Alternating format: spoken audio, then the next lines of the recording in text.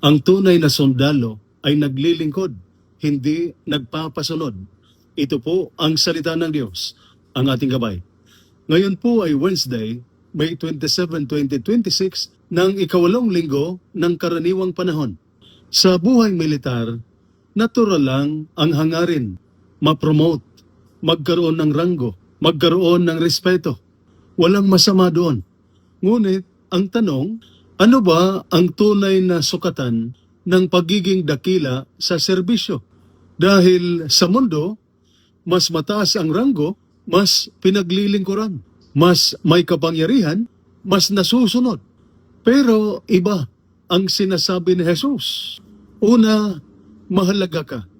Kaya mamuhay ka ng may dangal. Sa unang pagbasa, mula sa unang sulat ni San Pedro, chapter 1, verses 18 to 25, sinabi ni San Pedro, tinubos kayo ng mahal na dugo ni Kristo. Na mga kapatid, hindi ka lang basta sundalo. Mahalaga ang buhay mo. May dignidad ka bilang lingkod ng bayan at ng Diyos. Kaya paano ka dapat mamuhay? Mag-ibigan kayo ng taos-puso. Para sa sundalo, respeto sa kapwa, malasakit sa unit, katapatan sa tungkulin. Pangalawa, ang tunay na pinuno ay naglilingkod. Sa ating ebanghelyo, mula sa ebanghelyo ni San Marcos, chapter 10, verses 32 to 45, humiling sina Santiago at Juan. Gusto nilang maging mataas. Gusto nilang maging importante. Pero sinabi ni Jesus, ang gustong maging dakila ay maging lingkod. At lalo pang nilinaw, ang anak ng tao ay naparito upang maglingkod. Sa military, may ranggo, may chain of command, may authority. Pero tandaan, ang tunay na leader ay hindi lang nagbibigay ng utos. Siya ay naglilingkod. Hindi lang nag-uutos, umaalalay, hindi lang nagpapasunod, nagmamalasakit. Mga kapatid, madaling mangibabaw dahil sa ranggo, madaling mag-utos kaysa tumulong. Pero ang tunay na sundalo ay marunong makisama, marunong umintindi, handang tumulong kahit walang nakakakita. Sa unit, ang tunay na lakas ay hindi lang sa armas, kundi pagkakaisa at malasakit.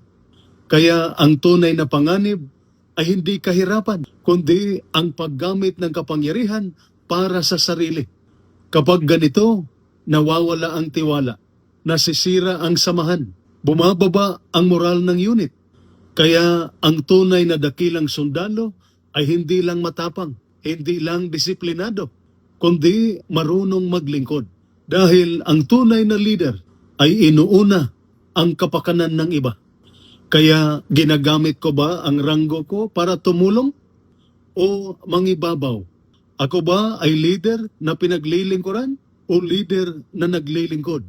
At tandaan, ang tunay na dakila sa harap ng Diyos ay ang naglilingkod ng may puso. Ito po ang salita ng Diyos, ang ating gabay. Manalangin tayo. Panginoon, turuan mo kaming maging mabuting sundalo, hindi lang sa lakas ng katawan, kundi sa kabutihan ng puso. Tulungan mo kaming maglingkod ng tapat, magmalasakit sa aming mga kasama, at maging tunay na leader na sumusunod sa iyo. Amen. At sumainyo at sa inyong pamilya ang pagpapala ng makapangyarihang Diyos, Ama, Anak, at Espiritu Santo. Amen. Santa Maria, Ina ng Diyos, ipanalangin mo kami. San Jose, ipanalangin mo kami.